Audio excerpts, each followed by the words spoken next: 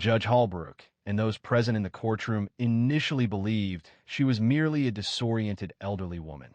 However, she quietly presented her bar card and systematically refuted the case before their eyes. Do you comprehend the charges against you, or should we proceed more deliberately? Judge Morris Holbrook's tone held a barely concealed hint of amusement. He reclined in his high-backed chair, folded his arms, and looked down at the elderly woman standing alone at the defense table. His voice held the same condescension he directed at blustering defendants who believed they could best him in argument. However, this wasn't a volatile young person with loose trousers and a defiant manner. This was a 72-year-old woman wearing a pale blue cardigan and sturdy orthopedic shoes, standing upright with her hands softly clasped over a well-worn leather handbag. Alma Vernice Whitaker faced charges of obstruction, disorderly conduct, and resisting arrest stemming from a protest 2 weeks prior at Bakersfield City Hall. Leland Drury, the prosecutor, appeared to be no older than 30, presenting a polished image with shiny shoes and a demeanor suggesting unwavering self-assurance. He briefly looked towards the gallery, a slight grin on his face. A few individuals in the courtroom suppressed quiet laughter. The bailiff emitted a chuckle. A flicker moved across the stenographer's lips. Alma remained silent. Judge Holbrook struck the file before him. The document stated that he had pushed an officer and incited the crowd to defy orders to leave. Such bold claims from a person of his stature. A fresh ripple of laughter spread through the room. The judge peered over his spectacles towards her. He noted the absence of legal counsel. No attorney, I presume? She then spoke, her voice calm and measured. No, Your Honor, Alma replied, a statement that visibly startled Leland. His head angled as if he hadn't understood. Madam, are you aware this is a criminal proceeding? You are facing genuine charges. Alma did not react. I am fully aware. Would you like to see my bar card? A moment of silence followed. Then some laughter arose, people assuming she meant something else. However, Alma slowly reached into her handbag and produced a laminated card, somewhat yellowed around the edges. She positioned it carefully on the table and pushed it across. Holbrook peered, then leaned in. It displayed State Bar of California. Attorney Alma V. Whitaker, bar number 129804, was admitted on June 17, 1983. The room fell silent. She looked up and adjusted her reading glasses. I received my law degree from Howard in 1982, passed the bar the following summer, spent 12 years as a public defender in Detroit, and another 8 years working civil rights cases here in California, she stated. No one moved. I retired in 2003, she added, but I have kept my license active just in case. Judge Holbrook shifted in his seat. Drury cleared his throat, but said nothing. Alma addressed the judge directly. Before this courtroom determines my fate, I need to clarify some information. I was not organizing a protest. I was attempting to de-escalate it. There is a distinction, and I plan to demonstrate it. Point by point, her tone remained consistent. She did not increase her volume, but each word appeared deliberate and considered. The bailiff looked towards the judge. Holbrook examined her bar card once more, flipping it over, seeming to anticipate it might disintegrate. Alma remained motionless, as if she had held that posture countless times, and she had. Leland Drury then spoke, his voice slightly strained. Your Honor, we cannot confirm this without official. It's authentic, and I have additional documentation in this bag if needed, Alma stated, interrupting. Drury stopped speaking. Judge Holbrook paused, then concluded very well. The court acknowledges the defendant is representing herself. He then paused. A subtle murmur, a sense of bewilderment, rippled through the gallery. But Alma Whitaker offered only a slight, almost unnoticeable acknowledgement to herself. Her purpose wasn't to provide amusement. It was to underscore that appearances could be deceiving. However, Judge Holbrook wasn't prepared for the revelation she was about to unveil. The courtroom still hadn't fully settled. Judge Holbrook now sat with a more upright posture, observing Alma Whitaker with a different kind of focus, one devoid of irony. Leland Drury, who previously appeared relaxed, now seemed uncertain whether he's entered a genuine trial or a trap. His jaw was tight, but his eyes repeatedly looked at the judge as if anticipating support. Alma made adjustments to the microphone before her. I'd like to begin by addressing the prosecution's claims, beginning with the body cam footage. Or more specifically, the lack of it, Leland said.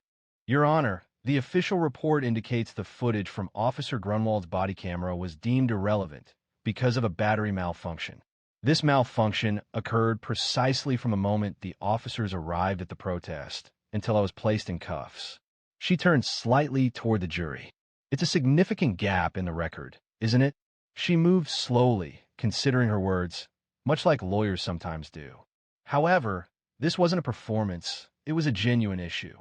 According to the arrest report, 3 officers were involved, she stated. Only one officer's body camera footage was examined. The second one had malfunctioned, and the third officer's footage was, what did the report indicate? It wasn't uploaded due to an administrative error. She paused before the jury box and folded her hands. However, the report did include complete transcripts of what I purportedly said, without any accompanying audio. Judge Holbrook turned to Drury. Mr. Drury, is that an accurate representation? Drury cleared his throat. We presented the available materials, Your Honor. The lack of video recording does not invalidate the officer's testimony under oath. Alma didn't wait. Then we should discuss that testimony. Officer Grunewald stated I raised my fist, shouted push forward, and resisted arrest by locking my arms with another protester. I have provided 6 witness statements contradicting this. Each witness was present. They all confirm I positioned myself between the crowd and the police and requested people to move backward. Drury retrieved a folder from her bag and placed it on the table. She also stated a request had been submitted for a subpoena of Officer Grunewald's prior complaints, noting there were 3 related to misconduct during public gatherings, all of which had been dismissed quietly. A ripple of reaction passed through the gallery. Drury raised an objection. She questioned the relevance, asking if the complaints had resulted in a conviction. Alma turned, her voice firm, asserting that a pattern of behavior matters, particularly when it's the same behavior repeated. The judge raised a hand to quiet the room. Please focus, Ms. Whitaker. She nodded once, then presented a second document. I also want to discuss the photograph the prosecution introduced as evidence. Exhibit C, the image depicting me mid-step, encircled by police officers. She displayed the printout. The prosecution asserted this indicated I was advancing towards the officers, seemingly ready to oppose arrest. However, if you examine it closely, she provided a magnified copy to the clerk. You'll observe my palms are raised, open, directed outwards. This is a widely recognized gesture of de-escalation. She looked at the jury again. One doesn't approach armed police with raised hands unless attempting to avert a greater harm. The room was silent. There was no laughter now. Even the gallery had leaned forward. Drury attempted to regain control. Despite those gestures, the defendant disregarded a legal instruction to leave. Alma turned to him slowly. What legal instruction, Mr. Drury? The arrest record details an order issued by Officer Grunwald at 6:32 p.m. A time-stamped photo demonstrated that I was already in restraints by 6:28. She paused, allowing that information to register. This suggested the order was either issued belatedly or wasn't given at all. Judge Holbrook moved, appearing noticeably uneasy. Leland remained silent. Alma inhaled deeply. Therefore, considering the absence of audio recordings, the conflicting timeline, the missing video, and the testimony that disputes witness accounts, what remains to support prosecution? She did not appear self-satisfied. She expressed no sense of triumph. She seemed weary. Weary, as if she's faced this scenario countless times and understood the process intimately. Alma then introduced a surprising element, video evidence that fundamentally altered the case. She placed a small USB drive across the table, explaining that it contained footage recorded by a college student, Victor Ramirez. He had been filming from the second floor of the parking garage, overlooking City Hall. I've already submitted it to the clerk for review, Judge Holbrook observed. What does this video depict? Alma responded directly. The clerk placed the drive into the court screen system. A grainy yet stable video appeared on the monitor. It showed the protest happening below. People were shouting and holding signs, while police officers created a barricade. Then, Alma became visible, her small figure moving through the crowd. She was not shouting. She did not raise her fists. She did not link arms or chant. She was waving her hands down in a motion recognizable to anyone who had previously broken up a fight. "Back up!" Her voice rang out, surprisingly loud and clear for a woman her age. "Don't push, stay calm." The video captured the entire incident. She positioned herself between two officers and a group of teenagers holding cardboard signs. She faced the crowd, not the police. Her hands were raised, again palms outward. Shortly after, one officer lunged. Another joined in. They seized her arms, pulled her backward, and placed handcuffs on her. She offered no resistance. She displayed no reaction. The room was completely silent. Following an additional 30 seconds of footage, the screen faded to black. Alma addressed Judge Holbrook. "The officer's report stated that I charged the barrier, urging others to defy. However, in that video, I was the sole individual attempting to prevent the situation from worsening. That video was not presented by the prosecution, despite Officer Grunewald's knowledge of its existence." According to information, Victor provided a copy to the department the day following the protest. He received no response. Holbrook glanced at the bench, his jaw tense. Mr. Drury was asked, "Did your office receive this footage?" Leland Drury's face appeared pale. He stated, "I was not informed, Your Honor." Alma did not look at him. It wasn't necessary. Mr. Ramirez reported that he provided it to a plainclothes officer, who informed him it wasn't required. He speculated that they had already determined their version of events. A woman in the gallery murmured, "Lord have mercy." The judge's gavel fell once, a gentle sound intended to restore order. He regarded Alma as if encountering her anew. "You stated you retired in 2003? She affirmed, "That is correct." Following 20 years of observing cases similar to this, he inclined his body forward. "And why return now?" Her tone became gentler. "Because I grew weary of awaiting another person's concern." She advanced several steps, not for effect, but because remaining seated was no longer possible. "I had hoped that if I simply adhered to the guidelines, remained quiet in retirement, read the paper, and offered occasional assistance, perhaps the world would resolve itself. However, the reality is that Mr. Drury's actions aren't unprecedented. Officer Grunewald's behavior isn't new. This pattern, this tendency of accusing first, investigating later, that's not a recent development. I'm familiar with it. I've observed it since I was 30 years old, and it hasn't diminished." She addressed the jury, her gaze sweeping across the panel. "I didn't come here today to create a spectacle. I am here because if this court determines my guilt relying on the testimony of individuals who are not entirely truthful, then what becomes of the next person lacking supporting evidence, or a recorded statement, or the courage to come forward?" There was no response. Even Drury had become completely still. Judge Holbrook leaned back slowly in his chair, but just as the situation seemed as dire as it could be for the prosecution, Alma brought the room to a complete standstill. Alma reached into her handbag once more, carefully and deliberately, and produced a folded document. It appeared unassuming, lacking a prominent legal stamp or highlighted sections, simply a standard police transcript printed on regular letter paper. "I'd like to read something into the record," she stated calmly, from Officer Timothy Bragg, who was present that afternoon but not called as a witness. Judge Holbrook scrutinized her. "Was this statement presented to the court prior to today?" Alma responded, shaking her head once. "It was not. I received this document yesterday through a records request. The process was challenging and required me to call upon a few previous obligations." She flattened the paper and began reading.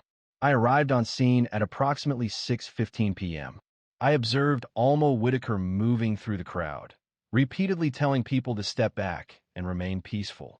I did not witness her shout aggressively, or instigate. When I saw her being taken into custody, I was surprised, as she was the only individual I observed attempting to calm tensions. She glanced upward, allowing the quiet to linger. Leland Drury adjusted his position in his chair. His fingers momentarily played with a pen. That officer was not involved in the arrest. Does that mean his account is unreliable? Alma completed his thought, her voice now more pointed. Then why wasn't his name mentioned in the witness list provided by your office? Not even as an addendum. You state your pursuit is of the facts, Mr. Drury, yet the facts that dispute your narrative are discreetly omitted. The judge asked, Mr. Drury, can you confirm whether Officer Bragg was interviewed during the investigation? Drury paused. I'd have to check the original intake file. There's no need, Alma stated. I verified. He submitted his statement the night of the arrest. It was signed, time-stamped, and remained unreviewed, unmentioned. She approached the jury once more. This case was never about disorder. The aim was to make an illustration of an individual who appeared harmless but refused to conform. She indicated softly towards the screen, which remained dark from the preceding video. They hadn't anticipated someone like me would speak, and after I did, they attempted to characterize me as disruptive. That term is employed when people are reluctant to acknowledge their discomfort with being questioned. A juror, a man in his 60s with a neatly trimmed beard, massaged the bridge of his nose and glanced downward. The others watched Alma intently, their attention complete. Judge Holbrook appeared weary, not due to Alma, but because of the situation unfolding before him. Your Honor, she spoke quietly. I request that all charges be dismissed based on procedural misconduct, incomplete evidence submission, and the suppression of exculpatory testimony. The judge remained silent for a moment. He clasped his hands and looked at the bench, tapping one finger in a steady beat. The courtroom held its breath. Alma remained silent. It wasn't necessary. Eventually, Holbrook raised his head. I will consider the request and reconvene following a brief pause, he stated. Alma acknowledged his words with a nod and returned to her place. Her hands were firm. There were no written notes, no additional legal representatives, no elaborate ceremony, only years of practice, and a resolute conviction that truth held significance, even when others were unwilling to acknowledge it. As the courtroom cleared for recess, Leland Drury hesitated before rising. He remained in his seat, appearing as someone who had just understood they'd brought a spoon to a gunfight. When Judge Holbrook attempted to regain control of the proceedings, Alma took an action that quieted the entire room. Upon resuming, the atmosphere had noticeably changed. The laughter and knowing comments had disappeared. Even those in the gallery sat more upright and silently, as if drawn into something more serious than anyone anticipated.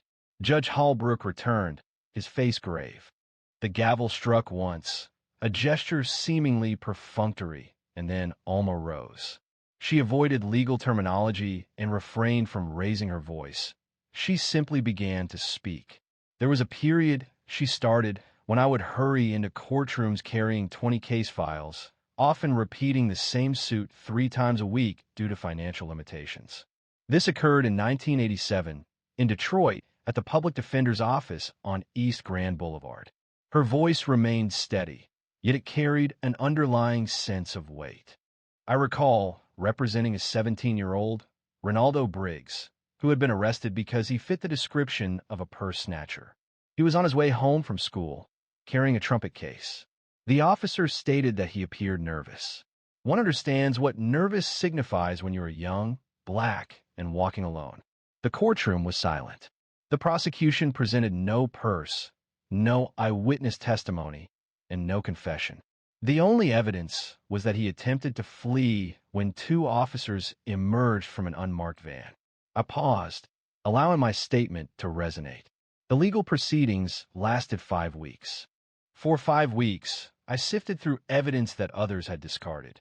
I found a receipt for a school lunch inside his backpack, showing a timestamp 10 minutes prior to the crime. The police were dismissed from the case. By then, however, Ronaldo had missed his final band competition and lost his scholarship. Not to inflict blame, but to offer a tangible and lasting message.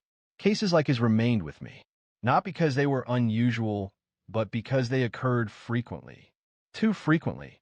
She inhaled deeply, centering herself. Do you believe I am here today because I enjoy conflict? Because I long for the extended hours and limited tolerance common in courtrooms such as this? She addressed Judge Holbrook, her tone calm. No, Your Honor, I am here because an unacceptable number of individuals like Ronaldo do not receive a second opportunity. Had I remained silent, had I simply departed when the protest began to escalate, another child might have occupied this seat, a child unable to advocate for themselves. She moved nearer to the bench. I'm weary of feigning that quiet ensures our security. Holbrook's hands were now clasped, his knuckles pale against the wood of the bench. He remained silent. He appeared as though he desired to speak. Alma redirected her gaze toward Drury. You're young? She asked him without harshness. Perhaps you still believe the system is equitable until demonstrated otherwise. However, that's inaccurate. The system is imperfect until someone insists on something superior. That's the duty. If you are unwilling to accept that responsibility, then this is not the appropriate venue, Drury said, his face reddening. He remained silent, unable to answer. Alma went back to her place. The quiet persisted. After a minute, Judge Holbrook made a sound as he cleared his throat and looked toward the clerk. But first he touched his forehead, as if the past was suddenly heavy upon him as well. He began to speak, then stopped. This wasn't for effect. It was simply a moment of hesitation. He appeared, for the first time in years, like a man questioning the words before him. I have examined the evidence presented by the defense, he stated finally, referencing the witness video, the police transcript, and the timing discrepancies. His voice faltered but subtly. This case was not managed appropriately, and it is the court's view that proceeding would be unfair. The courtroom was utterly silent. Ms. Whitaker, he said, his tone now more strained, this court dismisses all charges. A hush fell. There were no cheers, no vocal reactions, just a stunned silence, as if people were waiting for direction on how to respond. Alma did not smile. She closed her bag, rose, and nodded. This was not a gesture of triumph, but of respect. At that moment, Judge Holbrook, for the first time in years, found himself speechless. Within the courthouse, the sunlight streamed in, bright, dry, and sharp, much as it always did in Bakersfield around noon. Alma descended the courthouse stairs deliberately, not due to any physical weakness, but because she understood the value of savoring significant moments. She held her handbag securely beneath one arm, the soles of her shoes making a quiet sound against the pavement. Journalists waited expectantly on the sidewalk, their cameras already recording, microphones extended like lures. Many of them hadn't been present when the trial commenced. News had circulated regarding the retired black woman who entered the courtroom unaccompanied and emerged with the truth. Ms. Whitaker, are you considering legal action against the city? Did you anticipate the case's dismissal? Do you identify as an activist? She remained silent, not to evade attention, but because she had already spoken her piece, and that courtroom had been her sole intended audience. A small group of people waited for her at the foot of the steps. They weren't journalists. They were younger, late teens, perhaps early 20s, wearing hoodies, carrying backpacks, and sporting worn sneakers. Alma recognized one of them as Victor Ramirez, the student who had filmed the video. He kept his phone lowered, no longer recording, simply observing her. A young woman moved forward. She appeared to be just out of high school, her eyes bright and nervous. Ms. Whitaker, she said, I hope to be a lawyer someday, like you. Alma smiled for the first time all day. She offered a small smile, indicating her attention. The girl continued, that was the first time I saw someone actually win in court like that. You didn't just fight. You taught.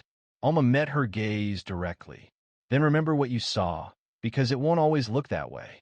Most days it'll feel like pushing a brick wall uphill with your bare hands, and no one will applaud you. But you push anyway. Victor then spoke. The system had never anticipated someone like you possessing the ability to retaliate. I understand, she replied softly. They relied on it. A different boy interjected, could we learn from you? Perhaps by observing you closely, or conducting an interview, or something similar. You've witnessed events we've only read about. Alma surveyed the group, hesitating. She didn't aspire to be anyone's rescuer, yet she detected something within their gazes she hadn't observed in a considerable time. Hope intertwined with impatience. That familiar intensity. She straightened the handle of her bag. I avoid social media platforms. While I don't maintain a website, I still retain the ability to teach. Please bring your questions, and I'll provide the coffee. The group responded with quiet laughter. Victor's eyes lit up. Behind them, Judge Holbrook stood at the top of the stairs, observing everything. He was not accompanied by deputies at this time. He wore a blazer and a loose tie instead of a robe. For a brief moment, he seemed poised to speak, but then he remained silent. He observed Alma disappear around the corner with the children, her form gradually diminishing in the late afternoon sunlight. Returning inside, Leland Drury remained at his desk, his case file spread out but unexamined. His demeanor had altered. The usual self-satisfaction was absent. The characteristic severity softened. He looked at Alma's bar card resting on the bench, momentarily overlooked. Then, he reached for it, not to challenge it, but to review it. That name, that date, that accumulation of experience. The courtroom stood deserted now, yet something had changed within him. Perhaps not enough to alter everything immediately, but potentially enough to make him reconsider in the future. For the first time, he had witnessed the distinction between winning a case and truly comprehending justice. However, what Alma subsequently conveyed to those kids provided them with something beyond legal counsel. It offered them a foundation for hope. The diner on Union Avenue was nearly empty when Alma sat down with the kids that evening. She selected the booth by the window, the very one she'd occupied years ago when she used to meet with apprehensive clients who lacked confidence in courtrooms. The light from the setting sun illuminated the worn leather seats and transformed the Formica table a warm, golden hue. Victor requested coffee, despite not typically consuming it. The young woman, identified as Kenya, asked for iced tea and retrieved a notebook, already filled with notes. The remaining individuals positioned themselves closer, as if witnessing a solemn event. Alma didn't begin a lecture. She stirred her cup deliberately, then remarked, "You know the first thing they teach you in law school?" Victor blinked. "The Constitution?" She smiled faintly. "No, they teach you how to read a case file without getting emotional, how to separate the fact from the feelings, how to argue without letting it get under your skin." Kenya leaned forward. "Is that a good thing?" "It's necessary," Alma said, "but dangerous, too. The tendency to overlook the individuals behind the data can be insidious. It's easy to lose sight of the human element." She paused, setting her spoon down and meeting their gazes. "Remember the people." A quiet stillness settled over the group, not awkward but contemplative. One of the boys, previously silent, then voiced a question. "But how does one continue when there's no audience?" Alma released a slow breath, feeling the gravity of that inquiry. "You persist because occasionally someone is paying attention. They will only grasp the truth if it's spoken aloud, even when your voice trembles, even when the atmosphere chills." Kenya jotted notes rapidly in her notebook, but Alma countered, "Don't record this. Experience it. Make errors. Botch it, but maintain your integrity." Victor reclined in the booth. "Do you ever question it?" Remaining engaged for this duration, Alma hesitated. Her fingers followed the edge of her cup. "The loss of each client who deserved to be released weighed on me. Witnessing officers fabricate stories without hesitation caused me regret. And observing juries prioritize ease over honesty often made me question the value of my efforts." She paused, gazing out the window, but then I recalled the individuals who were ultimately freed, those whose voices were amplified, those who contacted me 5 years later simply to express gratitude. That is what truly holds significance. Victor nodded thoughtfully. Alma concluded her coffee and rose. The check had already been taken care of. Kenya had discreetly placed the bills beneath the sugar jar. Standing outside on the sidewalk, the children paused, seeming reluctant for the evening to conclude. Alma addressed them. "Do you want to change the system?" They affirmed. "Then don't merely study it. Challenge it. Pose more insightful questions. Confront the absence of discussion. Engage your intellect. Utilize your mobility. Employ your writing. And when someone advises you to wait your turn, inquire as to their reasoning for believing it's not your turn already. Kenya wiped her eyes. The others remained silent, observing her intently. Then Alma spoke a final statement. I'm not a hero. I'm just someone who refused to be quiet. Following this, she proceeded towards the bus stop without turning back. Some stories transcend sensational news. They serve as reminders. That authority isn't consistently found in ceremonial garments or official positions, nor does it originate from the most vocal individual. Occasionally, it originates from a woman wearing a cardigan, managing the system as if she's performed this task previously. Because she has. When people inquire about the appearance of justice, they should recall her name, Alma Vernice Whitaker. If this story resonated with you, please share it with someone who would benefit from hearing it. And if you agree that wisdom isn't dictated by attire, please subscribe to hear more authentic stories that help us understand ourselves. In a park, she performed a life-saving act for someone she didn't know. 3 hours passed, and then 5 high-end automobiles arrived at her residence. The subsequent events rendered her utterly stunned. 20 years. That was the duration of Denise Lattimore's service to that hospital. She wasn't simply a nurse, she was the nurse. The one they consulted when situations became critical. The one who eagerly accepted the less desirable shifts. Holidays, weekends, overnight assignments. Denise was consistently present. And then, abruptly, she ceased her service. The electronic message arrived at 6:42 a.m.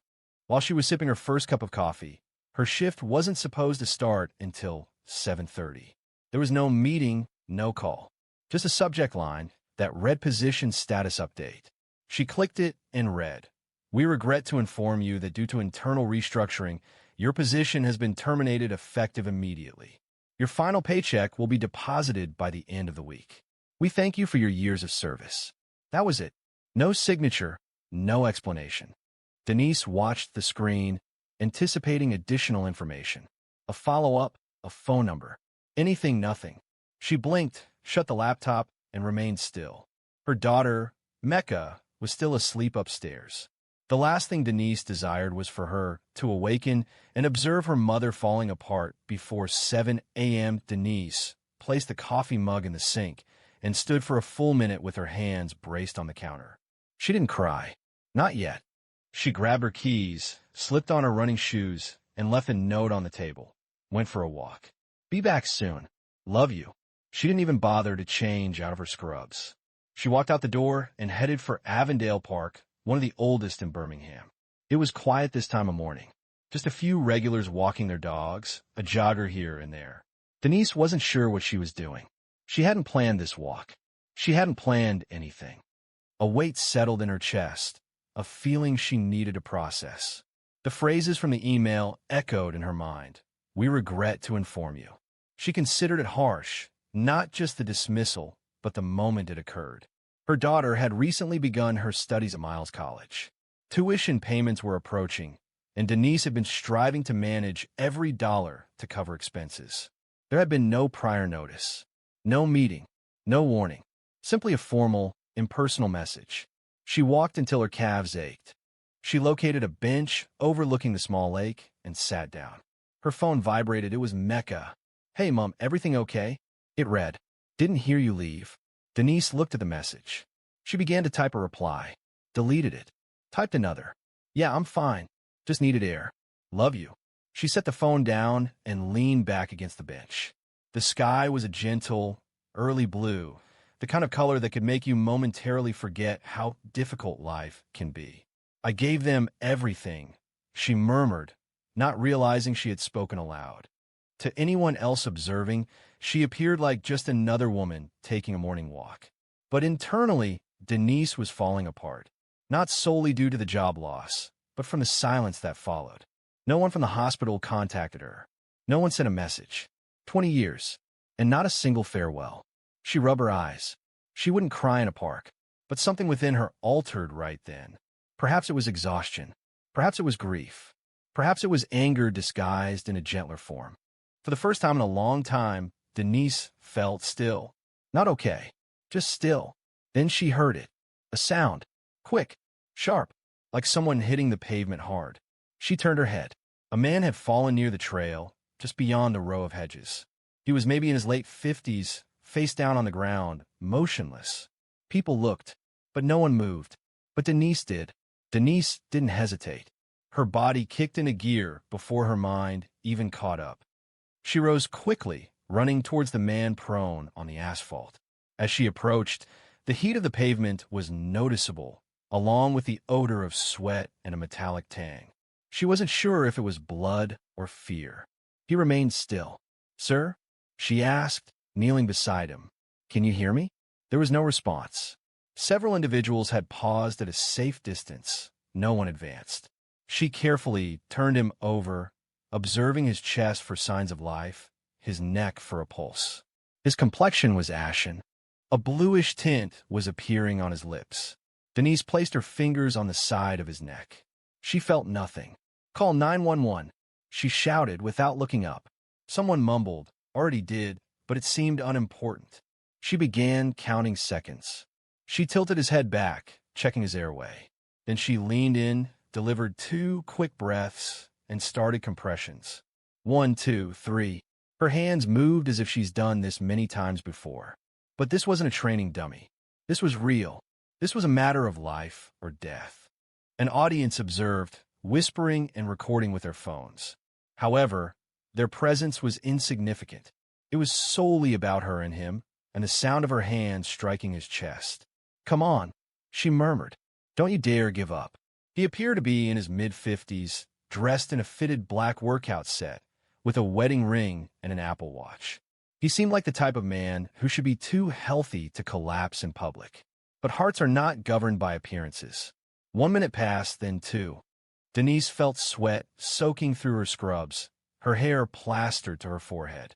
Her arms were sore, and her back throbbed. She continued working, focusing on her breathing. She compressed and counted. The silence was intense, a silence that felt like it was holding its breath. Then he gasped. The breath was weak and strained, but it was a breath. Denise moved closer. "Hey, are you with me?" His eyelids flickered. His chest moved a slight movement.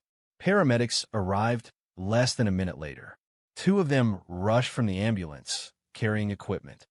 "I got him breathing," Denise said swiftly, stepping aside to allow them to take over. "No pulse when I arrived." I immediately began compressions. One of the medics acknowledged her. "Are you a nurse?" She replied I was. He didn't have time to inquire further. They proceeded with urgency. Oxygen mask, defibrillator pads, and vital signs assessment. Denise retreated, allowing the trained professionals to take charge. Her hands trembled. Someone behind her commented, "You saved him." She turned to see a woman, mid-30s, a jogger, visibly anxious. "You were incredible," the woman added. I didn't know what to do." Denise nodded once, then turned her eyes back to the man on the ground. She didn't need thanks. She just needed him to live. As they loaded him onto the stretcher, one of the paramedics looked at her and said, "You bought him time. That man's lucky you were here." Denise gave a tired half-smile. "I guess we both are," she said, watching as the ambulance pulled away. Sirens off. That was usually a good sign. The crowd began to thin, individuals returning to their daily lives as if nothing had occurred, as though they hadn't just witnessed a stranger die and return before their very eyes. Denise remained still for a brief moment, her heart racing. She then proceeded back towards the bench where it all began, sat down once more, and picked up her phone. Mecca had sent another message. "Mom, are you okay? Would you like me to bring breakfast?" Denise gazed at the message, her thumbs pausing above the screen. She then typed, "I'll be home soon." An event occurred. "I'll explain when I return," she texted. She didn't know the man's name, didn't know if he'd survived the day. Her actions weren't for praise. It was a reaction. It was inherent. It was her purpose. Although her professional role had shifted, her identity remained unchanged. But the world had a peculiar habit of returning when you least anticipated it. Denise didn't realize how quickly that return would happen. 3 hours later, Denise was back home. Mud clung to her shoes, a souvenir from the park, and she was still wearing her scrubs. Mecca had prepared eggs and toast, placing them on the stove before heading to her shift at the daycare. The house was silent, punctuated only by the ticking of the wall clock, which consistently ran 5 minutes fast. Denise settled onto the front porch, cradling a chipped mug of green tea. She held it with both hands, attempting to find comfort in its warmth rather than dwell on the persistent tension beneath her ribs. Her thoughts were jumbled, with fragments of the incident in the park and recollections of the chilling email. She couldn't erase the image of his face, the initial stillness of his chest. She remembered the moment she felt a return of life under her hands. She had witnessed people flatline previously, but this felt deeply personal. She took a deliberate sip, then she registered the sound. Engines, several of them. She raised her head from her mug and blinked. 5 luxury vehicles approached her street, following one another. These weren't simply elegant cars. They were the type usually seen in magazines or on social media influencers' profiles. Among them was a Lucid Air, a Mercedes Maybach, a matte black Escalade reflecting the afternoon light, a Rolls-Royce Ghost, and trailing behind, a sleek Aston Martin that emitted a distinct, almost living sound. The vehicles decelerated and halted directly in front of her house. A peculiar sensation arose within her, not fear precisely, but a more profound feeling, a quiet prompting. This concerns the events that followed. The entrance of the Lucid opened. A man emerged, tall, wearing a sharp suit, untied, charcoal gray with a black shirt beneath. He was clean-shaven, silver highlighting his temples, his face bearing a tranquil expression as if possessing an eternity. It required a moment for recognition, but when he spoke, her breath halted. "Ms. Lattimore," she rose deliberately. He advanced, his walk fluid and assured, yet unpretentious. "I believe you saved my life earlier today," he stated. At the park, Denise peered, trying to recognize him. Appearing calm, without any signs of distress, with his complexion restored and his eyes bright, he seemed almost transformed. But it was indeed him. You collapsed," she observed. "I did," he confirmed with a slight nod. "And I understand I wouldn't have recovered if it weren't for your assistance," she commented, setting down her mug. "How did you locate me?" He responded with a gentle, almost regretful smile. "A person with my resources usually has people managing specifics, but let's just say I was highly driven." She felt her throat tighten. "I didn't do it for any reason." "I know," he said swiftly. "That's precisely why I'm here." A younger woman, likely in her mid-30s, emerged from behind him, stepping out of the Escalade with a thick envelope and a small tablet. She remained silent, simply waiting. "My name's Roland Greaves," the man stated. "I have several companies, primarily in logistics and software. It's not a flashy business, but I've achieved success. Earlier today, I was approximately 30 seconds from not experiencing another sunrise." Denise adjusted her posture, her jaw moving. She wasn't certain of the direction this conversation would take, but it felt significant. "I want to speak with you," Roland stated. "Just 5 minutes. I'm not here to offer you a product or create a disturbance, but I have a debt I'm unsure how to resolve." She hesitated, remaining uncertain. She then said softly, "You're welcome to sit if you wish." He nodded once. "Thank you." They proceeded together to the porch. She observed the cars passing by. No one else emerged from the vehicles. As he settled into a chair, Roland surveyed the surroundings. "Pleasant place. It has a lived-in feel." "That's right," she replied. "Mecca's room is the one with the damaged blind." She explained that she had broken it while trying to chase away a wasp. He smiled. "Sounds like a spirited individual." "Is she?" A brief pause occurred. He then turned to her. "May I ask you a personal question?" She nodded. "Why didn't you wait for another person to assist?" Denise inhaled deeply. "Because if it were me, I would have hoped someone wouldn't wait." He observed his gaze downwards. He nodded slowly. Then, he looked in her eyes once more. I needed to hear that, but Roland hadn't come solely to thank her. He'd come with a proposition, one that would assess the extent of her trust in the kindness of strangers. Denise leaned back in her chair, her arms crossed over her chest. "So," she said, maintaining a level tone. What precisely is this concerning? Roland moved closer, his elbows gently on his knees. You gave me 12 minutes of your time, and in those 12 minutes, you didn't pause. You didn't inquire who I was or what I might provide. You simply defended me. Denise remained silent. She wasn't swayed by words. She's heard numerous eloquent presentations at hospital fundraisers and board meetings. This felt distinct, but she still didn't understand his direction. I established a company from nothing, he stated. It began in a garage in Baton Rouge. My first product was shipped from a rented storage unit. I navigated through losses, lawsuits, and everything in between. Now I have 500 employees and the ability to set my own guidelines. He paused. But despite all of that, I've never encountered someone helping me without expecting something in return. Not since my mother. That sort of generosity. It alters your viewpoint. Denise observed him intently. So, what exactly are you proposing, Mr. Greaves? I'm not seeking assistance.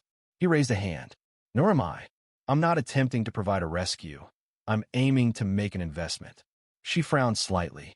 I researched your background, he continued. After my assistant located the incident report, I requested your employment history. Hope you aren't upset. Denise gave a humorless laugh. I'm accustomed to people investigating my affairs. This week has been filled with new experiences. Roland smiled. You were the most sought-after nurse in your department. There were notes from patients in the files about you. One woman mentioned that you were the reason she was able to get out of bed following her surgery. She also threw a shoe at me when I instructed her to perform her breathing exercises. He laughed. Nevertheless, she recalled you fondly. Then he retrieved something from his pocket. It was small, square, and black. He sat on the arm of her chair. A key fob. What is that? She inquired, looking at it but not touching it. It's for one of the cars parked outside, he said. The Lucid. Brand new. It's yours if you'd like it. Denise paused, studying it. Are you serious? She asked. As a second heart attack. He replied, only partially teasing. She didn't take the key. Why me? She questioned. I don't know many people like you, he stated plainly, and I've been thinking lately.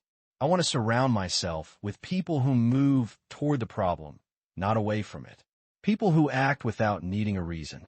He looked at her, his expression gentling. So I'd like to offer you a job. Denise blinked. He continued, I'm launching a new initiative. A wellness foundation linked to our company, focused on underserved communities, free clinics, training programs, and mental health outreach. Needs assistance. Funding is available, but we lack the personnel to establish it. We require someone with your expertise to help build it. Someone who understands the system's complexities and knows what individuals truly need. He paused. You would be director of clinical programs, responsible for setting the strategic direction and building your own team. The compensation is excellent, with full benefits. And you would have the autonomy to shape the foundation. She stared at him, speechless. Alternatively, he suggested softly, you're allowed to decline. I will still provide the vehicle. I will still express my gratitude. However, if you accept, I believe we have the potential to create something substantial. A pause settled between them, but it lacked tension. At length, Denise inquired, what would motivate you to entrust such a significant duty to someone you have only just met? Roland remained composed, stating, because occasionally, the instance in which someone rescues your life reveals that they are the individual you were meant to have known from the beginning. Denise found herself at a loss for words. She glanced at the key fob once more. Then, she looked at him. You'll give me time to think, take as long as you want. Just know this. I didn't come here to reward you. I came because I think the world needs more people like you making decisions that matter. But as soon as Roland left, Denise's heart remained unsettled. If anything, it pounded faster. Because accepting meant stepping into something she wasn't sure she could manage. And that scared her more than losing a job ever did. That night, Denise remained restless. She sat on the bed's edge in the dimness, the faint light from the hallway offering little illumination. Her fingers followed the contours of the advanced key fob still on her nightstand, and used since Roland departed. It seemed overly substantial, overly swift, too remarkable to be genuine. She had experienced disappointment previously, not solely connected to the hospital. Years earlier, Mecca's father had pledged them security, only to disappear as debts accumulated. Denise understood from a young age to be wary of smiles, even those that appeared gentle. However, this opportunity felt different. It wasn't charity, it was a chance, one she hadn't anticipated. Needing a moment to herself, she put on a hoodie, placed the key fob in her pocket, and went outside. The Lucid remained, parked silently beneath the streetlight, its design distinct, its paint rich and flawless like midnight. She opened the driver's side door, anticipating an alarm. There was none. The vehicle greeted her as if familiar with her. Within, the cabin remained still and quiet, the dashboard illuminated with a gentle hum. She refrained from starting the engine. Instead, she simply sat, her palms resting on the steering wheel, inhaling a scent reminiscent of fresh leather and potential. She didn't register Mecca until the passenger door opened. "Okay, Mom," her daughter stated, entering the car. "Who did you rescue? And what sort of James Bond operation were you involved in?" Denise looked up, surprised. "What are you doing awake? The porch light was on, and you weren't in your room." "That's code for Mom is spiraling." Mecca glanced around. "This car is insane," by the way. Denise sighed. "It was the man in the park. He found me." Mecca turned sharply. "What? How?" He's not just some guy. His name's Roland Greaves, owns like 3 companies. He offered me a job." Mecca's eyes widened. "Doing what?" "Building something. A clinic. A program. He wants me to run it." "Wait. He once met you, almost lost his life, and now wants you to lead his company's health division?" "That's the summary." Mecca reclined in the seat. "And you're presently in the car he provided. Because you haven't decided yet. I don't want to accept something I didn't earn." "Mom," Mecca said, looking at her, "you save his life. You deserve the air in this car." Denise remained quiet. "Look," Mecca continued, "I understand. You're apprehensive. This feels like an opportunity that's almost unbelievable. You always said, fear doesn't get to run the show. You told me that the night before my first recital. That was different." "No, it wasn't." Mecca's voice softened. "This might be the first time in your life someone sees your worth openly. Not after 10 years. Not when you're desperate. But right now. And you're hesitating because you're used to fighting for scraps." Denise turned to look at her. "You think I should take it?" "I think. Do not allow fear to guide your decision." They remained silent for a while longer. The following morning, Denise drove the Lucid. She drove slowly, not far, just a few miles down to a nearby diner, where she and Mecca used to eat breakfast when Mecca was little. She needed a place to think without feeling confined. While she drank her coffee, an older man in a corduroy jacket sitting at the counter gave her a polite nod. "Beautiful car outside," he said. Denise turned, feeling a little unsteady, still adjusting. "Can't complain about good fortune," he remarked, moving his cup. "You simply need to ensure you utilize it wisely." But Denise understood that blessings invariably carried a cost, and the subsequent action would necessitate her abandoning everything she believed about herself, to evolve into someone else. Assuming she possessed the bravery, Denise remained in her kitchen, her arms crossed, observing the document Roland's assistant had provided. It detailed the job description and compensation package. The title, Director of Clinical Programs, still felt unfamiliar, like something that belonged to someone else. The numbers on the salary line alone made her chest tighten. She'd always been modest, made her way on steady, honest work. Never dreamed of 6 figures, certainly not with benefits and a personal driver listed in the perks. It felt unreal, uncomfortable even, but not because it wasn't real, because part of her believed she didn't deserve it. Denise answered the phone, not to contact Roland, but to reach out to someone else, a name she hadn't spoken in years. "Hi, is this Bernardine Willis?" A moment of silence. Then a recognizable voice responded, "Yes, who is calling?" It was Denise. Denise Lattimore. They had worked together at Jefferson Medical when they were both assigned to the night shift. Another pause, then a surprised laugh. "Girl, are you kidding me? Denise? From 2A? I thought you disappeared. I was let go this week." The line was silent for a moment. "And you? You were excellent." "That's what I believed as well." Denise outlined the situation concisely. The collapse. The man. The offer. Bernardine expressed quiet disbelief. And you're contacting me because? Because I harbor doubts, and because I fear I might not be adequate. Bernardine responded immediately. Denise, the hospital never appreciated your value. We all recognize that.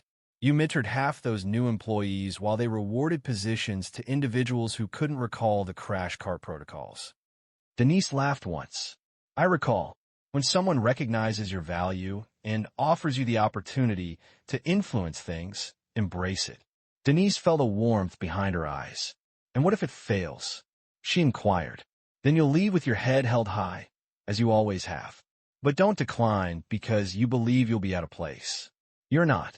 More than most. That night, Denise didn't pace the floor. She didn't overthink. She retrieved the contract, reviewed it completely, and then signed. The following morning, Roland contacted her. I allowed you a few days, he stated. You weren't required to have them, Denise responded. My decision is made. A pause followed on his end, then a drawn-out breath. Are you certain? I am certain. She continued. However, I require one thing from you. Anything. She clarified. I don't want to be a token hire. I don't want you to showcase me as your feel-good project. If I am joining, I'm coming to work. I will build the team. I will call the shots. Roland's voice became serious. That's precisely why I wanted you, he said. And with a chuckle, he added, I'm not addressing you as sir. Deal, he concluded. A meeting was scheduled for Monday. He would have his legal team finalize onboarding procedures. She would visit the campus they were assessing in Tuscaloosa, the location for the first community clinic. After she ended the call, Denise paused in the kitchen, her bare feet on the tile floor, as sunlight streamed through the blinds. She had just made what felt like the biggest decision of her life. It wasn't born of necessity, but of deliberate choice. Mecca appeared at the head of the stairs, still in pajamas, rubbing her eyes. You're up early, she observed. I have work to do. Her daughter addressed her. Did you take it? Mecca replied, I did. Mecca smiled. I'm proud of you, Mom, she said. I'm proud of me, too. However, Denise understood that this wasn't the conclusion. It marked the start of life she never imagined achieving, and she was now entering it, not as someone pleading for a place, but as someone asserting her right to it. When Denise first passed through the double glass doors of the building in Tuscaloosa, the feeling wasn't one of intrusion. It felt like returning to a familiar place. The building wasn't elaborate, not yet. The flooring was concrete, the walls unadorned, and wires still protruded from the ceiling, but she envisioned it clearly. She saw the intake desk positioned to the right, a children's play area directly opposite, consultation rooms extending along the rear hallway, a location where care would not be a luxury. It would be commonplace. Roland entered, carrying rolled-up blueprints beneath one arm and a coffee in the other. He gave it to her silently. She smiled and accepted it. Day one, he stated. More like step one, she responded. During the subsequent weeks, Denise began her work. She sought out not only former colleagues, but also individuals who had been overlooked, underutilized, and undervalued. This included nurses, aides, translators, and even a former janitor who desired to learn administrative tasks. Denise possessed the ability to nurture potential, training those with the willingness to learn. Her focus wasn't constructing a clinic, it was cultivating a culture. Each morning, she drove the same car, a gift from Lucid Greaves, not to display it, but to recall the origins of her work. It was a reminder of that pivotal moment in the park, hands placed on a stranger's chest, desperately hoping to detect a heartbeat. After 6 months, the clinic quietly opened its doors, without fanfare or publicity, simply relying on patience. A woman accompanied by her 2 children, who had not received medical care in 3 years. A man with uncontrolled diabetes, a teenager seeking assistance with anxiety. Denise welcomed each individual as if they were old friends. There were no barriers of paperwork or procedure, just compassionate care. One afternoon, while she was revising intake protocols at her desk, her receptionist softly knocked on the open door and announced, "There's someone here requesting to see you." Without a name given, Denise entered the lobby and paused, visibly surprised. He was the man from the park. Roland had visited, sure, but this wasn't him. This was the man she'd knelt beside, whose chest she compressed until life returned. Dressed in a simple navy sweater and jeans, with a quiet smile that conveyed something deeper than words. "I never thanked you properly," he said. "You did more than enough." He walked over slowly, pulled something from his pocket. A small, flat velvet box. Denise shook her head. "If that's jewelry, I swear I'll toss it right back." He laughed. "No, it's not jewelry." She opened the box. Inside was a bronze medallion, etched with an emblem she didn't recognize. "It's from my mother's side," he said. "Passed down 3 generations. My grandmother gave it to my mom when she became the first black woman in her district to run a public health clinic." Denise's fingers closed gently around it. "I think she'd have wanted you to have it." She swallowed hard. "I'm not family." "You're exactly what family looks like," he said softly. "At least the kind that saves lives."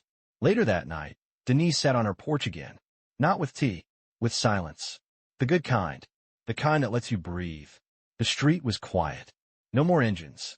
No more questions. Just peace. Mecca stepped out, leaned on the railing beside her. "Long day?" she asked. "Best kind," Denise said. They sat together, watching the sky turn purple over the rooftops. After a long pause, Mecca said, "It's funny. What is? How you save a life, and somehow it ended up saving yours too." Denise didn't reply. She didn't need to, because she understood now. Some moments fundamentally alter everything. Not because they're dramatic or widely known, but because they reveal your true character when you are alone. And when you act from love, without any expectation of reward, sometimes life responds in an unexpected way. Should you find yourself in a situation where your efforts feel unseen and your work goes unrecognized, please recall this. Gratitude may not always be expressed openly, but it remains. And when it does reappear, it can be more significant than you could have foreseen. If this story resonated with you, please share it with someone who could benefit from hearing it. And if you haven't already, please subscribe. We have more stories similar to this that demonstrate the profound impact of a single positive decision. A man struck a 53-year-old woman on public transit, mistakenly believing she was alone and vulnerable. He was unaware that her husband held the position of the most respected officer in town. It had been a challenging day, characterized by delays and setbacks. When Vanessa Kirkland arrived at the Blue Line platform in downtown Sacramento, her heels were causing discomfort, her back ached, and she was 2 missed calls behind schedule on her way to the train. The time was approaching 6:15 p.m. The sun had already begun to descend behind the old courthouse building. She looked at her phone, but did not check the notifications. Not tonight. Vanessa was 53, possessing a sharp mind, a warm voice, and consistently wearing her silver-framed glasses and demonstrating patience. She worked as a lead advocate at a nonprofit legal center, experiencing long days, emotionally draining environments, and paperwork that was constant. Nevertheless, she wouldn't trade it. Assisting individuals, particularly families navigating a system they found perplexing or untrustworthy, felt like a duty, not merely a profession. As the train arrived, she boarded and looked for a place to sit. Limited space was available. She located a partially filled row towards the center and settled in with a soft exhale, placing her tote bag next to her. The atmosphere was largely peaceful. Passengers were absorbed in their phones, listening to music or browsing on screens. A teenager in a school hoodie, chewing gum and watching something with the volume a little too high, sat directly across from her. 2 seats to her left, a couple of nurses still in scrubs spoke softly in Spanish. It was nothing out of the ordinary. The train began to move. Vanessa rested her head and breathed out. She considered dinner, likely just leftovers. Perhaps she would reheat that lentil stew, or possibly just cereal and a long bath. Her thoughts wandered. But then a voice arose. It was loud, rapid, and smug. "Excuse me, I'm going to ask you something." She didn't move at first, just opened her eyes slowly. Across the aisle, a man had gotten on at the last stop. Mid-20s, tall, wiry, and loud, wore a sleeveless hoodie and had headphones around his neck. He was looking straight at her, grinning. Vanessa blinked once, didn't say a word. He leaned a little closer. I'm serious. You're sitting up here as if you're running for mayor. Wearing a complete church ensemble, I observed her. A nearby teenager chuckled softly. The man visibly straightened, seeming to relish the attention. You must be going somewhere important, ma'am, he stated. She remained silent. Adjusting her glasses, she maintained a dignified posture and subtly turned her head toward the window. However, he wasn't finished. He began pacing with deliberate, measured steps down the aisle, gesturing at various passengers. People like her, he declared, always act as if they are superior. Sit straight, avert your gaze, and remain silent. It seemed as though others judged us harshly. People began to notice. A woman near the front briefly looked back before quickly averting her gaze. A young man behind Vanessa subtly reached for his phone. Vanessa felt no surge of panic. Years of practice had taught her to remain composed during confrontations. She recognized this behavior, a display of confidence fueled by the desire for attention. A man who felt more powerful when others appeared diminished. She spoke calmly. You should take a seat. Her voice was even, neither raised nor trembling, simply resolute. The man paused. He paused, appearing hesitant. Then, he tilted his head. Oh, are you giving orders now? Do you have a badge or something? Vanessa remained unmoved. No, but you're embarrassing yourself in front of a train full of strangers. His smile briefly wavered. Then he moved closer, too close. However, the atmosphere in the car shifted. People were observing now, more than previously. There was tension, certainly, but also a sense of anticipation, as if everyone was awaiting the next development. Vanessa remained still, her gaze fixed on him, her hands resting in her lap. He smirked. You got a mouth on you. Let's see if you talk like that when I'm a little closer. But he didn't know who he was addressing, and he was about to discover that the hard way.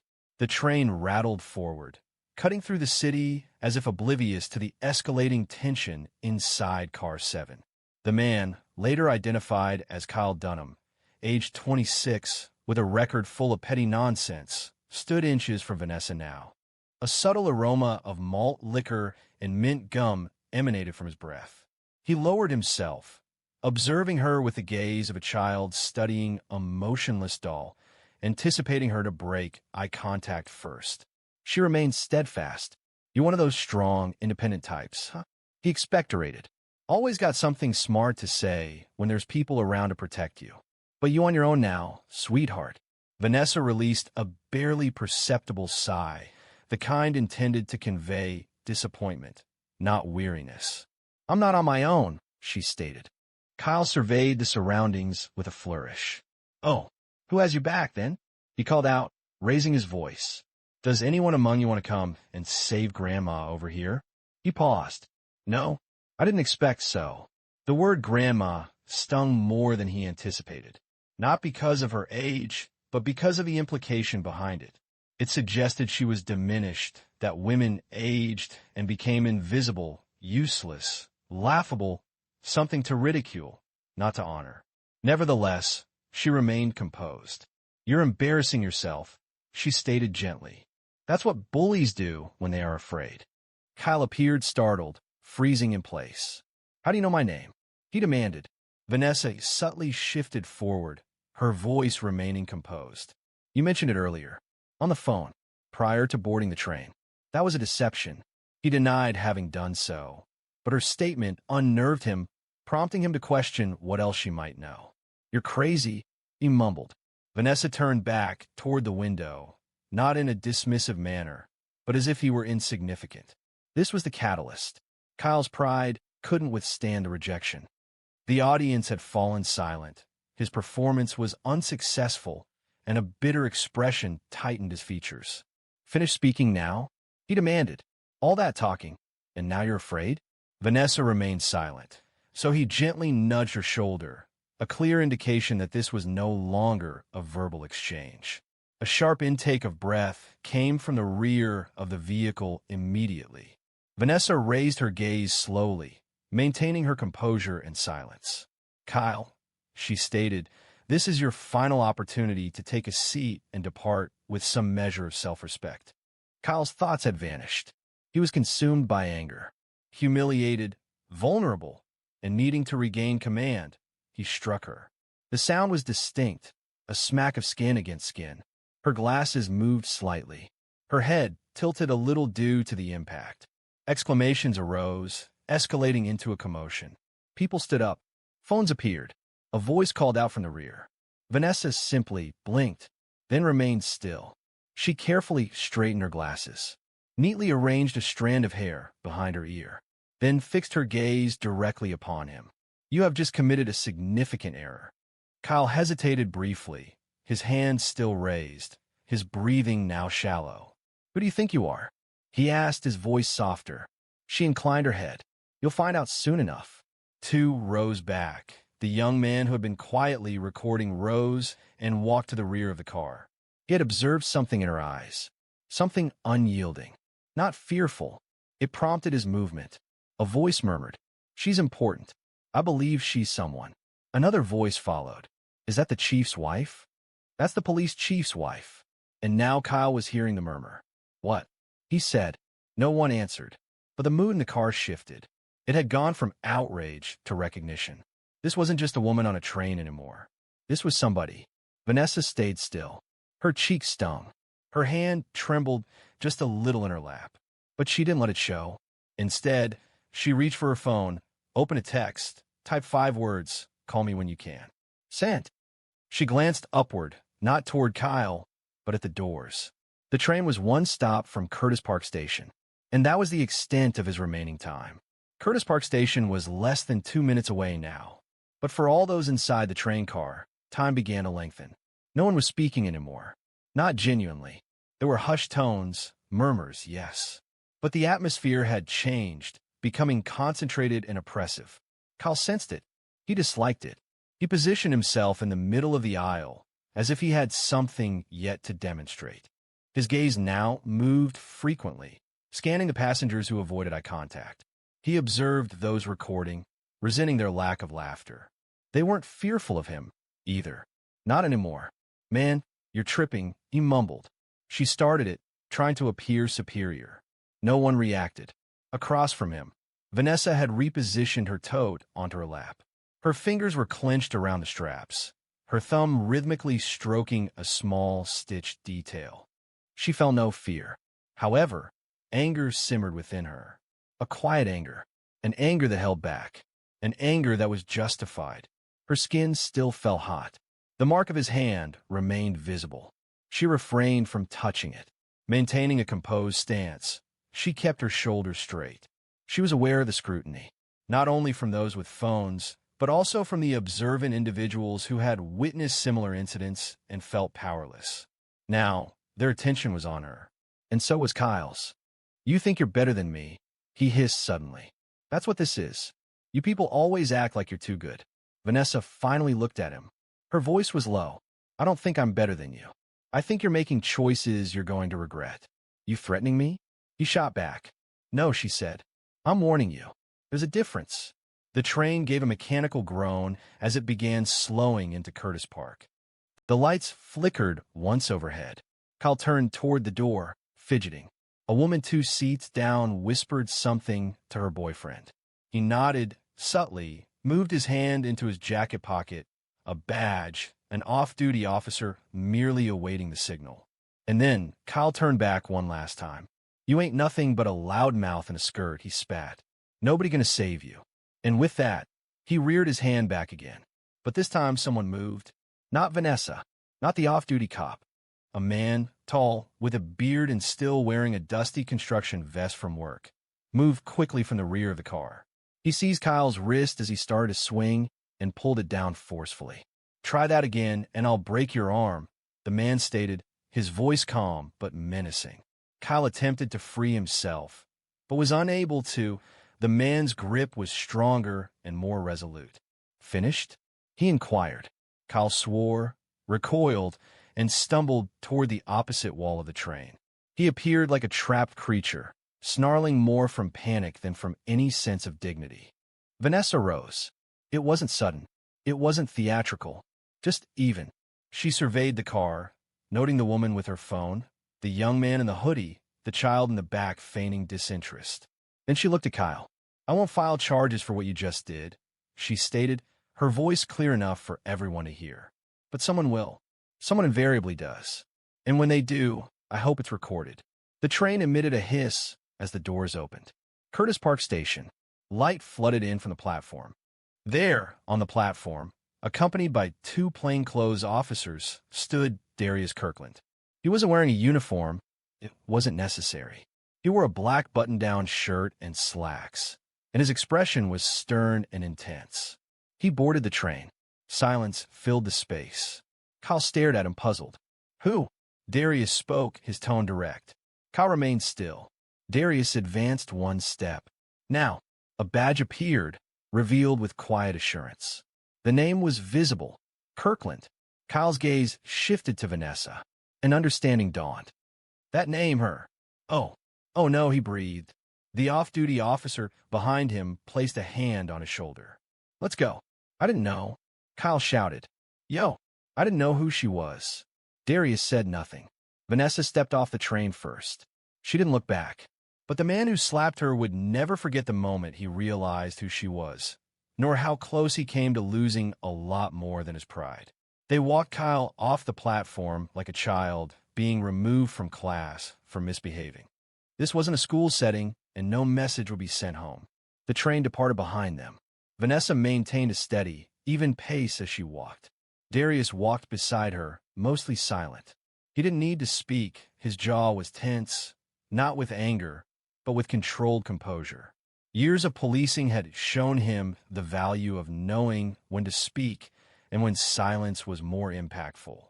Behind them, Kyle was guided to a bench close to the platform stairs. He was breathing rapidly, his eyes wide, still processing what had occurred. A plainclothes officer stood close by, observing with little visible emotion. Vanessa reduced her speed and then spoke softly, her voice almost a whisper. "I'm okay." Darius looked at her, his eyes showing a trace of gentleness for the first time since boarding the train. "I know you are," he replied, "but I'm not." He hesitated. "I saw the entire video before I arrived. The initial message I received was from Naomi Simmons. Do you recall her? From Housing Court?" Vanessa gave a single nod. She witnessed the event as it unfolded, communicating it to me in just 4 words. "Is this your wife?" Vanessa released a sigh that mingled amusement and weary comfort. "You should have observed the child in the 3rd row," she remarked. He attempted to disappear the instant that boy began to be noisy, resembling Darren when he would feign sleep to evade tasks. Darius laughed softly. "I long for that boy," she acknowledged, her eyes wandering across the platform. Many people on that train likely recognized this scenario. However, this time the events unfolded differently. He touched her shoulder gently. "It's because you didn't react," she said. "That alters everything." A few yards behind them, Kyle began to fall apart. Not from guilt, not yet, but from fear. The fog lifted, and the man he slapped was standing nearby, shaking hands with law enforcement, while his own hands were held beneath his thighs like a child avoiding reprimand. An officer spoke to him, and his reply was abrupt and overly loud. Darius overheard. "I didn't even hit her that hard." He glanced at Vanessa, his expression remaining composed. "Do you mind if I handle this?" She gave an affirmative nod. "I trust you." Darius then proceeded back toward Kyle, his steps deliberate and controlled, as if approaching a speaker's platform rather than a bench. Kyle sat up straighter as he noticed Darius's approach. "Yo, look, I didn't know who she was, man. I didn't know she was, like, married to a cop. I believe she was simply just what?" Darius interrupted. "Tell me." Kyle's mouth opened, but he didn't speak. Darius sat beside him, maintaining a comfortable distance. "You thought she was merely a woman. Alone. An easy target." Kyle's lips tightened, seeking an explanation. "She was speaking her mind." "No," Darius responded, his voice calm. She was demonstrating composure. "That's not a common sight, is it? I didn't harm her in that way, though. You made contact with her. You placed your hands on her. Before an audience. Recorded on camera. And then there was another attempt." Kyle scanned the area, as if searching for support. But the platform was empty. There was no one to assist him. No one ever did for people like Vanessa. That was intentional. Darius stated. You're fortunate because she's extending understanding that others wouldn't. But don't misinterpret that as a sign of vulnerability. Kyle lowered his gaze. His earlier arrogance diminished to a smaller form. The inflated self-assurance had vanished. He appeared more like a boy now, lost, tired, and suddenly very aware of how much worse things could have been. What's going to happen to me? He asked. That depends, Darius said. Right now, you're being detained. There's an outstanding warrant on you for a missed court date from 3 months ago. Kyle's mouth dropped open. Unrelated, but not forgotten. Darius stood up. And later? That depends on what kind of man you decide to be when you walk out of holding. He turned, not waiting for a reply, and returned to Vanessa, who was now seated close to a column, eyes closed in a brief moment of quiet. However, the complete story wasn't finished, and its full impact hadn't completely arrived. At least, not yet. They didn't depart the station immediately. Vanessa had taken a place on the lengthy metal bench beside the wall, sheltered by the weathered Curtis Park sign. She sat straight, legs crossed at the ankle, and her hands were finally relaxed. A stillness had returned, the type often present after a disturbance. Darius stood a short distance away, holding a phone to his ear and speaking softly. Vanessa couldn't discern his words, but she understood his demeanor. It was the voice he employed when rectifying another's blunder. Following a few minutes, he ended the call, approached her, and sat next to her. They're taking him to county, he stated. He isn't facing charges yet for the slap. Not unless you request it. Vanessa remained silent for a moment. She wasn't trying to be elusive. She simply needed a short time to consider what was most important. I won't push, she stated following a brief silence. Let the warrant take care of it. That's sufficient for now, Darius agreed slowly, nervously biting his lower lip. He acknowledged her fortunate position. They remained seated next to each other. People passed them on the platform, some offering curious looks, some murmuring as they recognized her from the videos already in circulation. Vanessa had experienced widespread online attention previously. However, nothing like this. Typically, the shared content consisted of excerpts from her addresses at city forums or housing events. Previously, a video of her embracing a woman who had recently won a child custody case had garnered thousands of likes. However, this situation was different. Now, she was the woman on the train, and her face, still faintly marked where Kyle's hand had landed, was circulating across timelines and news feeds in real time. She anticipated the consequences, comment sections, opinions, outrage, and debate. Some might describe her as a hero. Others might perceive her as lenient for not responding in kind. Still others would likely seek to place blame. Darius broke the silence. Remember that speech I gave last week? He began. About dignity, public space, and consequence? She replied, yes, I was in the front row. He continued, I said every citizen deserves to move through their city without fear. That is the baseline, not the luxury. She nodded. He went on, when I said that, I was thinking about everyone. Children walking to school, grandparents catching the bus, teachers, nurses, grocery clerks. I hadn't been thinking about you, she acknowledged. I know, she said gently, and I regret that I hadn't. Vanessa turned to him. Please don't do that. He lowered his gaze. You shouldn't have been in that situation. She offered a brief laugh. Do you believe I haven't faced worse? His eyes rose. I've lived 53 years in this skin, Darius. On this earth, in this body. I've been followed, yelled at, disrespected, dismissed, and talked over. It simply so happened they were recorded. He showed no smile. Yet, he seemed to grasp the sentiment. You've always been stronger than I remarked. No, she replied. I'm simply more experienced. A train whistle echoed as a train arrived at the station. A different vehicle, different travelers, the same city. A young woman in scrubs drew near carefully, her gaze shifting between them. Excuse me, Mrs. Kirkland? She inquired. Vanessa turned. Yes, I just wanted to express my gratitude, she said, for the way you manage him, for maintaining your dignity. Vanessa rose, offered her hand. What's your name? Rosa replied, I'm a nurse at St. Joseph's. You had a long shift? Vanessa nodded. You take care of people all day. Thank you. Rosa appeared taken aback by the courtesy. She offered a small nod and departed. Darius rose to stand next to his wife. "Let's go home." But Vanessa didn't move immediately. She glanced around the platform one last time, observing the train tracks, the benches, the signage, and the flow of people as if nothing had occurred. It felt as if time had restarted. "I'll ride the train tomorrow," she stated. "Are you certain?" "Yes." And the following day, and the day after that. "I refuse to be silenced simply because someone is unfamiliar with me," Darius said, placing a gentle hand on her back. However, as they departed the station, neither of them realized the extent to which this moment would affect those beyond the train car. This became clear when the news broke. By the time they arrived at their home in Southland Park, Vanessa's phone had received more than 20 notifications. Darius had received a significant influx of communication. Friends, journalists, colleagues, and individuals they hadn't spoken to in years suddenly recalled their contact information. She chose not to respond to most of these inquiries. The incident had already been reported in the local news by 9 p.m. One news source titled their report "Community Leader Assaulted on Light Rail. Suspect Apprehended at Station."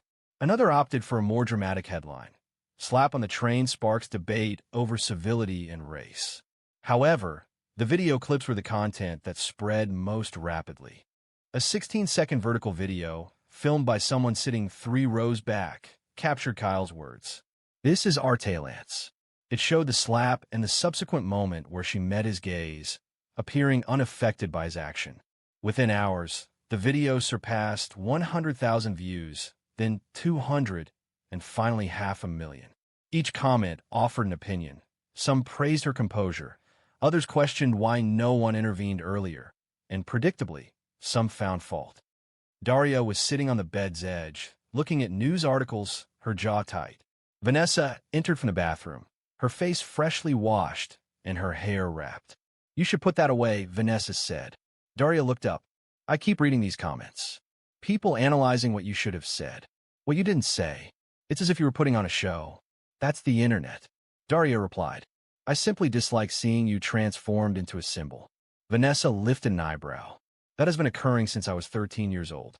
The first instance I experienced being followed in a drugstore simply for wearing lip gloss marked a turning point." Daria sighed. "I know. I only wanted you to find some quiet." "I have quiet," she replied. "And I still do. That boy didn't deprive me of anything. In fact, he provided a space for me to express what I've always felt." He looked at her, pausing. "That regardless of your identity, respect isn't gained through increased volume or physical force. It's demonstrated by how you regard those who are not indebted to you." She positioned herself beside him, carefully taking the phone from his grasp and placing it on the nightstand. "You recall what you told the academy class last spring?" she inquired. "Which part?" He responded. "We don't train for revenge. We train for response." Darius chuckled softly. "I borrowed that line from my grandfather." "Well, you gave it meaning," she replied. "It's the same reason I refrained from reacting with force today. You address situations as they arise, not according to others' expectations, but as they require." A pause. "Did you see how many people were watching?" She continued. "If I had lost control, it wouldn't have been about him anymore. It would have become a completely different situation." Darius nodded slowly. "You are correct." At that moment, a new message appeared on Vanessa's phone. This one was not from the press. It was from a mother of a high school student she'd represented 6 months earlier in a school discrimination case. She had defended him after he'd been suspended for what proved to be a false accusation by a teacher. The message stated, "My son saw the video and said, 'That's Miss Kirkland. She's real. I just want you to know how much you matter to people like us. Thank you for being who you are.'" Vanessa looked at the message for a long moment. Then she gave the phone to Darius silently. He read it, exhaled, and for the first time that night, he allowed himself to smile. "You matter," he said. "So do you," she replied. The following morning, while they were seated together on the porch enjoying coffee, a news van leisurely drove down the street. The vehicle didn't halt, but the camera within directed its view towards the house before proceeding onward. "I suspect today will be more eventful than anticipated," he remarked. I believe every day is, Vanessa replied. She rose, stretched, and retrieved her tote bag near the door. Are you going out? He asked. Yes. They require my presence at the center. We have eviction hearings scheduled for this week. I will not be absent due to someone being unable to accept a woman speaking directly. Darius also rose. Desire a lift? She offered a smile. No, I will travel by train. She observed her intently for a moment. Are you certain? I want to be visible. Identical seat, identical time. Because I'm not the one who requires anonymity. However, as Vanessa resumed her schedule, the events that transpired on that train continued to resonate far beyond the station, impacting dinner conversations, classrooms, news organizations, and homes throughout the nation. Following those initial moments, video recordings of Vanessa Kirkland were shared across newsrooms, courtrooms, break rooms, and barbershops. The incident generated discussion in locations that seldom addressed individuals like her, middle-aged, black, composed during pressure, unaffected by disorder. Podcasts featured it. Community forums offered perspectives. National broadcasters attempted to contextualize it, as though it conformed to a predetermined narrative concerning race, gender, and power. However, the situation defied easy categorization. That was its compelling quality. Despite everything, Vanessa consistently took the same train, often securing the same seat when available. Whenever someone recognized her, they would offer a nod or a quiet expression of gratitude. On one occasion, an elderly gentleman approached her to simply state, I witnessed what occurred. I'm showing my granddaughter. I told her, this is how one maintains composure during a crisis. Vanessa, however, wasn't seeking acknowledgement. That's what made her actions so meaningful. She had navigated hardships previously. The difference was that the world hadn't been documenting it. The city organized a public forum 2 weeks later. Community safety, transportation, and law enforcement relations were the focus of the meeting. The hall was full. Darius was invited to speak. Attendees anticipated a discussion about crime statistics and updated patrol approaches. However, he chose to recount the story of the train. I wasn't present at the beginning, he stated from the podium. I wasn't seated beside her. I didn't observe the expression in his gaze or the stillness with which she remained while others spoke. But I was present when it concluded, and what I witnessed extended beyond my wife. He embodied restraint, strength, and a level of control that most of us only discuss in theory. He paused, looking out at the crowd. Her actions transcended mere self-preservation. She demonstrated that standing your ground doesn't always require physical force. Sometimes it involves maintaining composure when someone is attempting to undermine you. Vanessa remained silent that evening. She was seated in the second row, wearing a navy blazer and black slacks, her hands resting in her lap. Observing, hearing, understanding. Afterward, as they headed back to the vehicle, a young reporter stepped forward. He appeared apprehensive, holding a microphone in one hand and a phone in the other. Mrs. Kirkland, he began, do you believe you represent something, given what transpired? She regarded him. I am not a symbol, she replied. I am a woman. I was weary. I was on the train, returning home, and someone believed that entitled them to behave as though I lacked significance, but the manner in which it was addressed. Many are describing it as impactful. She remained composed.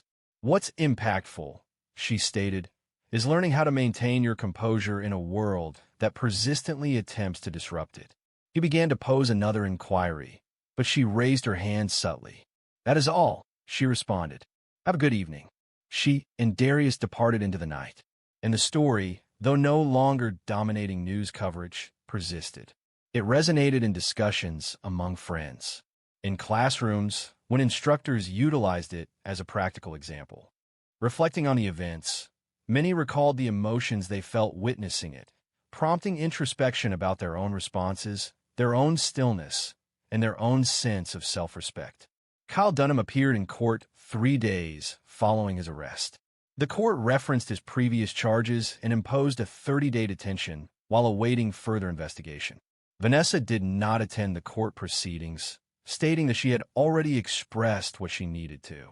The legal center where she worked experienced an increase in support following the incident. Financial support arrived, and individuals registered to volunteer. A few referenced the video, but the majority expressed a desire to contribute to something impactful without needing fanfare. Vanessa Kirkland, in particular, continued her daily train journeys. That train, for better or worse, evolved into a visible representation of dignity in action.